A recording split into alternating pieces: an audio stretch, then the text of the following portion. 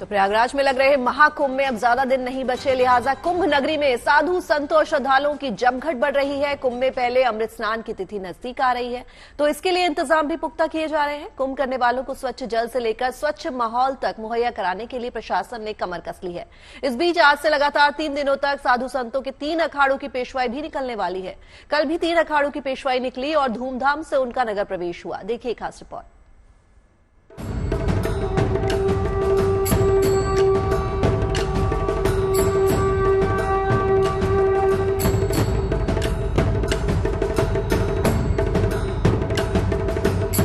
प्रयागराज में लग रहे महाकुंभ में अमृत स्नान के शुभारंभ में अब केवल 3 दिन शेष हैं। सदी के इस महामेले में पहुंचे साधु संत महंत सन्यासियों और श्रद्धालुओं का उत्साह देखने लायक है। तीर्थराज प्रयाग का हर कोना कुंभमय हो चुका है, क्योंकि शहर की हर राह पर उमड़ रहा है लोगों का रेला। संगम तट पर बसी कुंभ नगरी की ओर जा रहा है।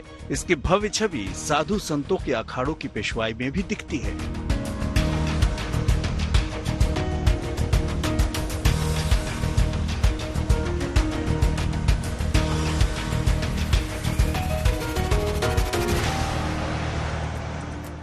ये तस्वीरें वैष्णव परंपरा के साधु संतों के अखाड़ों के नगर प्रवेश की है।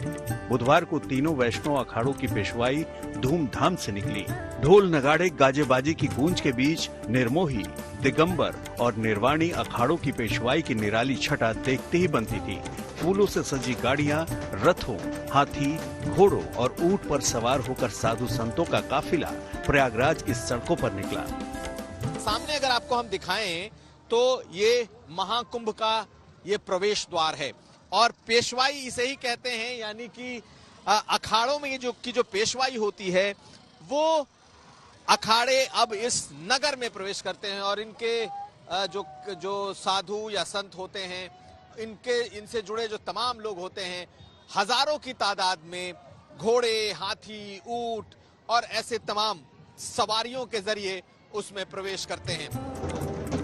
नाचते गाते थिरकते साधु सन्यासी और श्रद्धालुओं की टोलियां इस पेशवाई में भरपूर उत्साह के साथ शरीक होती दिख रही हैं।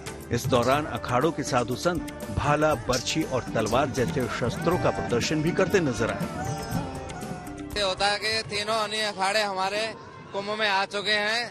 राय से ठाठ-बाड़ से ये पेशवाई होती है, हाथी घोड़ों से। और क्यों होती है पेशवाई? ये सदियों से चली आ रही है हमारी परंपरा, हमारे अन्य अखाड़ों की रीति रिवाज है। ये जो है हम लोग जाएंगे अपने जो है स्थान पर और ये हमारे घूम के आ गए, हम पेशवाई से आ गए। हमारे तीनों अखाड़ा है, दिगंबर में हम हैं और 2 अखाड़ा निर्मोही निर्वाहिनी, तीनों अखाड़ा है अपने स्थान। पूरे महीने भर यहाँ पूरे महीना में रहेंगे। साधु संतों के समूह को अखाड़ा कहा जाता है। देश में ऐसे 13 प्रमुख अखाड़े हैं। महाकुंभ नगरी में अब तक 10 अखाड़ों का नगर प्रवेश हो चुका है, यानी पेशवाई संपन्न हो चुकी है। ये आप देखें, ये नगर प्रवेश इस वक्त हो चुका है और पहले घुड़सवारों की फौज, उसके बाद हाथियों की फौज और अब आप इस तरीके से देखें,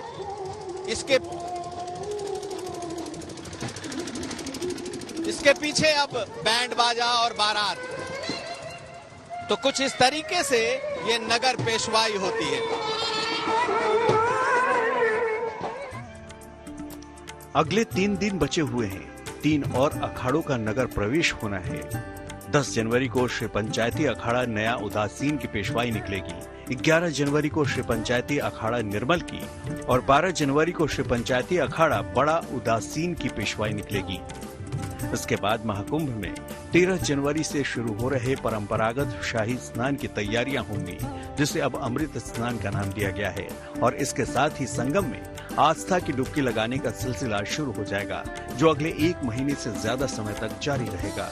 दुनिया में रहने वाले सभी सनातनी, सभी राम भक्त, सभी हिंदू जनमानस से सिर्फ अपील करूंगा, निवेदन करूंगा, इस महाकुंभ में आइए और संतों के चरण शरण में आशीर्वाद लीजिए, स्नान करिए और मां गंगा के चरणों में अपने सारे पाप को समर्पित करके अपने जीवन को धन्य करें। महाकुंभ में भाग लेने के लिए इस बार 40 से 50 करोड़ तक साधु संतों और श्रद्धालुओं के प्रयागराज आने के आसार हैं। भव्य और दिव्य महाकुंभ के दौरान गंगा में हर तरह से स्वच्छता बरकरार रहे और स्नान के लिए स्वच्छ जल मिले, इसका भी खास ध्यान रखा जा रहा है।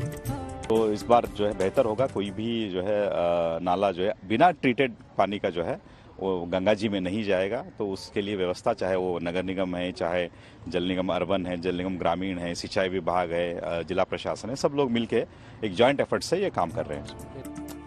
महाकुंभ में बड़ी तादाद में आने वाले लोगों के भोजन का इंतजाम भी आसान नहीं है, लिहाजा नागपुर से भी खाद्य सामग्री प्रयागराज भेजी गई है, जिसका इस्तेमाल कुंभ नगरी में लंगर के लिए किया जाएगा। इसके जरिए रोजाना सुबह 10 बजे से रात 10 बजे तक 30,000 लोगों को मराठी पकवान परोसे जाएंगे। विदर्भ प्रांत से वहाँ पे अन्न छत्र लगेगा और अन्न छत्र में पूरे विश्व से आने वाले भक्त और संतों को भोजन कराया जाएगा। उसमें विशेष तौर पर मराठी भोजन कराया जाएगा। झुनका, भाकर, ठेचा सब हम खिलाएंगे। संतों को पाट के ऊपर बिठा के हम भोजन कराएंगे। बाकी भक्त लोगों को भंडारे जैसी व्यवस्था भोजन की वहाँ पे रहेगी। मेले में आने वाले लोगों को मेडिकल सुविधा उपलब्ध कराने की भी पुख्ता तैयारी है। कुंभ मेला क्षेत्र में 13 अस्पताल बनाए गए हैं। इनमें 100, 25 और 20 बिस्तरों वाले अस्पताल शामिल हैं। संक्रामक रोगों के इलाज के लिए विशेष रूप से 2 अस्पताल बनाए जा रहे हैं। खासतौर से इन दिन HMPV वायरस के खतरे को देखते हुए भी सतर्कता बरती जा रही है और एहतियातन तमाम जरूरी तैयारी की जा रही है और साथ ही साथ लोगों को खुद भी सावधानी बरतने की सलाह दी जा रही है। हमारी तैयारियां पूरी हैं, इसमें किसी तरह की कोई कोताही नहीं की जाएगी। इन्फ्लुएंजा लाइक इलनेस किसी को आता है तो उसको हम लोग सेग्रीगेट करेंगे और सलाह दी जाती है कि आप लोग जो है बार बार हाथ धोएं और मास्क का यूज करें। अगर कोई खांसता छींकता व्यक्ति मिले तो उसको सलाह दी जाए कि अपने जो है पर्सनल हाइजीन का ध्यान दें। कुल मिलाकर तमाम इंतजाम दुरुस्त हैं ताकि श्रद्धालुओं को किसी तरह की परेशानी न हो और लोग बेफिक्र होकर इस धार्मिक महामेले का आनंद उठा सकें। प्रयागराज से कुमार अभिषेक और पंकज श्रीवास्तव के साथ bureau report, good news today.